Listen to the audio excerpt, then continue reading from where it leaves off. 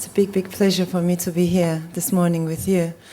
I want to keep the reading very, very short, just to give you a taste, maybe the rhythm, just the voice, the tone of the characters. But allow me to say a few words about the novel first. For me, honor is, in my eyes, more than an honor-killing story. It's the story of a family. That was my starting point. And I would love to talk about these things, together. I would love to hear your thoughts, your questions as well. My starting point was something that I observe quite frequently, not only in Turkey, but perhaps around the world, but particularly in strictly patriarchal societies. I think people hurt the people who are closest to them, the people they love, in fact. And I just wanted to solve this puzzle, or maybe try to take a closer look at this puzzle. I also wanted to examine mother-son relationships in a patriarchal society, because I think oftentimes women take a very active part in constructing masculinity in a certain way. They raise their sons in a certain way, and then those sons end up being more masculinist, but the women also play a role in the maintenance of this continuity of this system. So in my eyes, it's very, very complicated. So I don't see it as a black and white thing, like men oppress and women are oppressed and full stop. I don't see it like that. That's why I want to take a critical look at the role of women of different generations. But the voice that you will be hearing right now is the daughter of the family. Toprak in Turkish means soil. And I deliberately chose this name for this immigrant family because these are people who are, in a way, lost their roots. Calling them soil, just this notion of being attached to an imaginary homeland, which they haven't gone back for so many years, and yet in their memory, in their mind, it is so vivid. I wanted to play with that idea. So the Toprak family has 2 sons and 1 daughter. I think the daughter's position is quite interesting because on the one hand, she's an observer. She doesn't want to be like her mother. She doesn't want to make the mistakes of her mother. Obviously, she loves her mother, but she has also anger because she has a critical mind. So it is with her voice, with the voice of this witness or the observer, that I wanted to start the novel.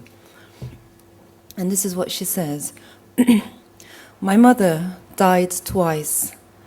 I promised myself I would not let her story be forgotten, but I could never find the time or the will or the courage to write about it. That is, until recently.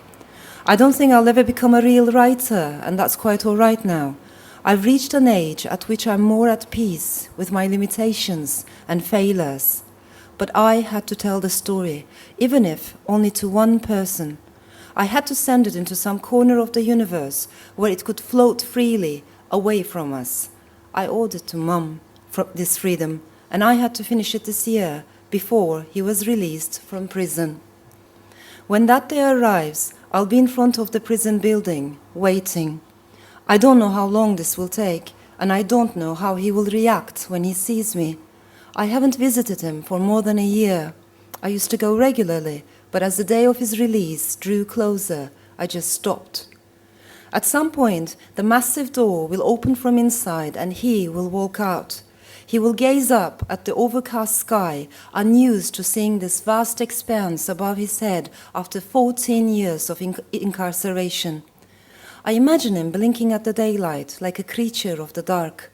In the meantime, I'll stay put, counting up to 10 or 100 or 3,000.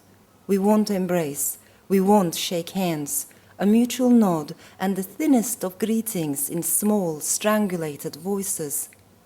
Once we get to the station, he'll hop into the car. I'll be surprised to see how athletic he is. He's still a young man, after all. There have been many times when I thought of killing him. I made elaborate plans that involved guns, poison, or better yet, a flick knife, a poetic justice of sorts. I've also thought of forgiving him, fully and truly. In the end, I haven't achieved either. Should he want to have a cigarette, I won't object, even though I hate the smell and don't let my husband smoke in the car or in the house. We'll drive across the English countryside, passing through quiet meadows and open fields. He'll inquire about my daughters. I'll tell him they're fine, growing fast. He'll smile, though he hasn't the slightest idea about parenthood. I won't ask him anything in return. I will have brought a cassette along to play the greatest hits of ABBA, all the songs that my mother used to hum while cooking or cleaning. Take a chance on me, Mamma Mia, Dancing Queen, The Name of the Game. For she will be watching us, I'm sure. Mothers don't go to heaven when they die. They get special permission from God to stay around a bit longer and watch over their children, no matter what has passed between them in their brief mortal lives. Back in London, I'll search for a parking space, grumbling to myself. It will start to rain, tiny crystal drops. Finally, we'll find a spot into which I'll squeeze the car after a dozen maneuvers. I can deceive myself that I'm a good driver until it comes to parking. I wonder if he will scoff at me for being a typical woman driver. He would have done so once. We will walk together towards the house, the street quiet and bright behind and ahead of us. For a fleeting moment, we will compare our surroundings with our old home in Hackney, marveling at how different things seem now and how time has moved forward even when we couldn't. Once inside, we'll take off our shoes and put on slippers. From the doorway, he will watch me make tea, which I will serve without milk and with lots of sugar, that is, if Jael hasn't changed his habits. Then I will take out the sesame halva. We will sit together by the window with porcelain cups and plates in our hands, like genteel strangers, watching it rain on the flowers in my back garden. He will compliment me on my cooking, saying how much he has missed sesame halva, though he will politely decline another serving. I will tell him I follow Mum's recipe to the letter, but it never turns out as good as hers. That will shut him up. We will lock gazes, the silence heavy in the air. Then he will excuse himself, saying that he feels tired and would like to rest if that's all right. I'll show him to his room and close the door, slowly. I'll leave him there, in a room in my house, neither far away nor too close. I'll keep him confined within those four walls, between the hate and the love, none of which I can help but feel, forever trapped in a box in my heart. He's my brother, he, a murderer. So that's the voice of Esma at the beginning, because she is the one who witnesses this honor killing committed by her brother. Thank you.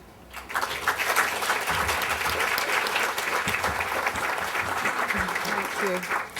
Well, before we talk about the characters in the book and the family, I'd like to just ask a little bit about the structure, because when I was reading it, I loved the fact that we begin with this, and indeed with the frontispiece, which is a very moving little piece about the importance of bearing witness.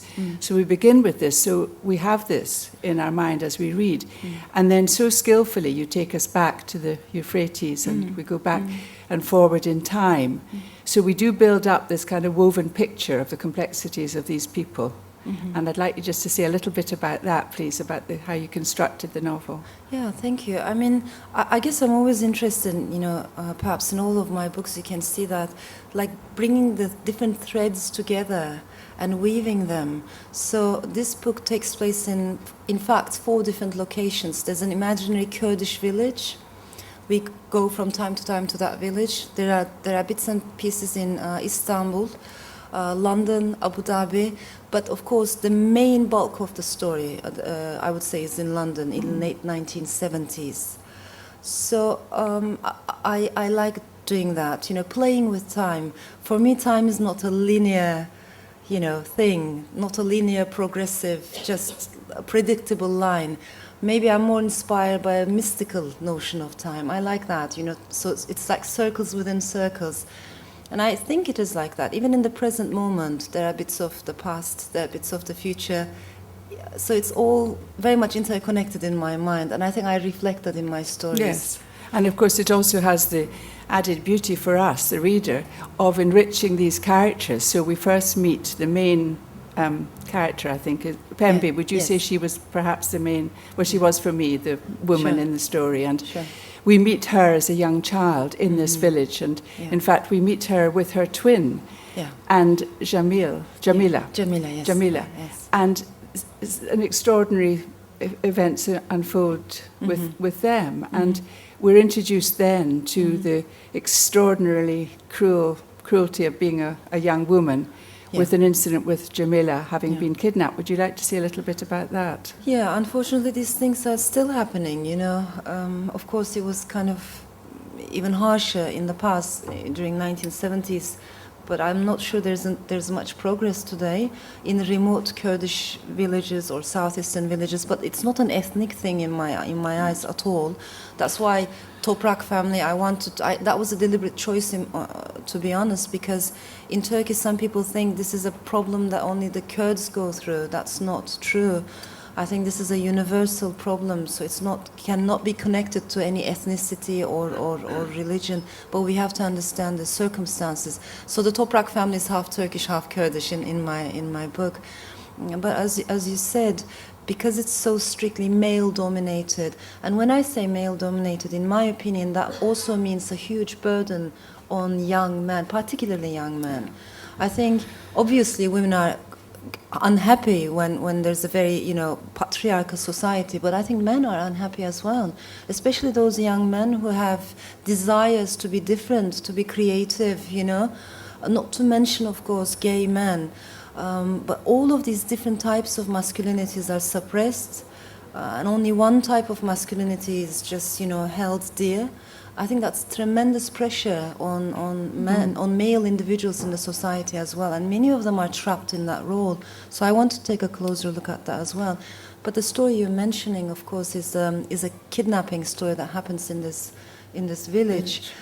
And as we see in many parts of the world, it is the woman who is kidnapped who is immediately stigmatized and seen as the real person to blame, not the ones who commit the perpetrator. Yeah. So that mentality, unfortunately, is still going on. And then what they do is they marry her to her kidnapper. Yes. In order to save the family honor. Yes.